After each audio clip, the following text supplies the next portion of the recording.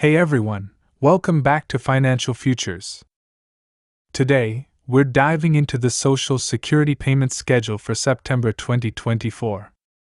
Whether you're receiving retirement, disability, SSDI, survivor, spousal, or SSI benefits, I've got all the details you need right here. So let's get into it. Before we jump in, I just want to say a huge thank you for liking and sharing this video. Your support means the world to me. And if you're new here, or if you haven't subscribed yet, go ahead and hit that big red subscribe button down below. We're all in this together, and it's more important than ever to stay informed. Now, let's talk about what's going on with Social Security. It's a wild time right now, and with the end of the year approaching, we've got our eyes on some major changes and announcements that could affect over 70 million beneficiaries. But today, we're focusing on September, so let's talk about when you'll be getting paid. Alright, here are the key dates you need to know for September. First up, if you receive SSI, your payment will be going out on Friday, August 30. Why? Because the 1 of September falls on a Sunday, and we all know the SSA doesn't pay out on weekends. So, your check will arrive early. Next, for those of you who get paid on the 3 of the month, good news. That lands on a Tuesday this time, so you'll be seeing that payment hit your account on September 3 as usual. Now let's move on to the bulk of payments, which go out on Wednesdays. If your birthday falls between the 1 and 10 of the month, your payment will arrive on September 11. For birthdays between the 11 and 20, look out for your payment on September 18. And finally, if your birthday is between the 21 and the 31, your payment will arrive on September 25. That covers all the payment dates for September, 5 dates in total. That's a lot of money being sent out by the SSA, over $100 billion to be exact. And trust me, I know how important it is to know exactly when that money is coming in. Remember, every day counts, especially in times like these. Whether you're waiting to pay bills, buy groceries, or simply plan your month, knowing your exact payment date is crucial.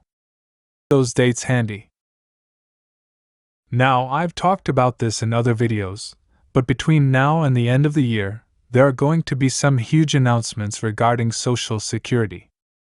So if you want to stay in the loop, make sure you're subscribed and hit that notification bell so you don't miss out on any updates. Next, we've got something big to talk about. So let me ask you, are you surprised by this? Because I've got some shocking news straight from the U.S. government that's bound to make you think twice about the data we've been fed. Here's what's happening. The U.S. government just admitted that they overestimated the number of jobs added to the economy over the past year by a staggering 88,000. This isn't just a minor mistake, it's a significant revision that affects how we perceive the health of our economy. According to the Bureau of Labor Statistics, BLS, which released this information today, August 21, they got it wrong, really wrong. Let's break down these numbers.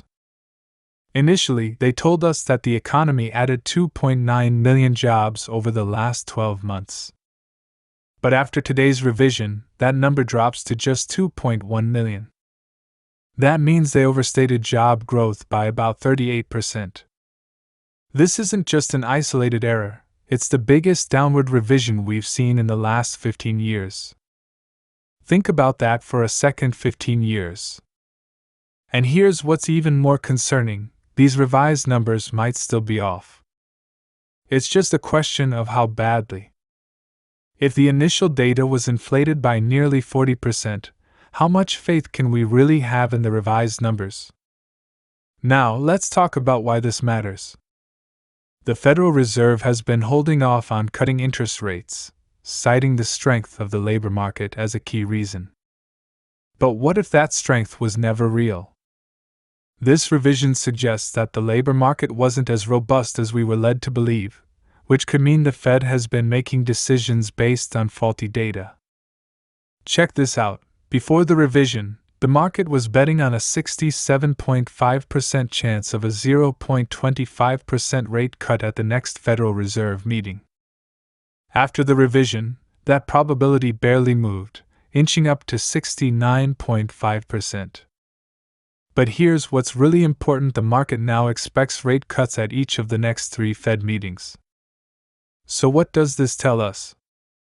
It suggests that the market is losing confidence in the Fed's narrative of a strong economy and is bracing for more aggressive action to stimulate growth.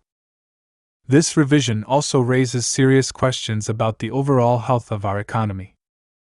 The government has been touting a booming economy, but if the labor market data is this far off, what else might be inaccurate?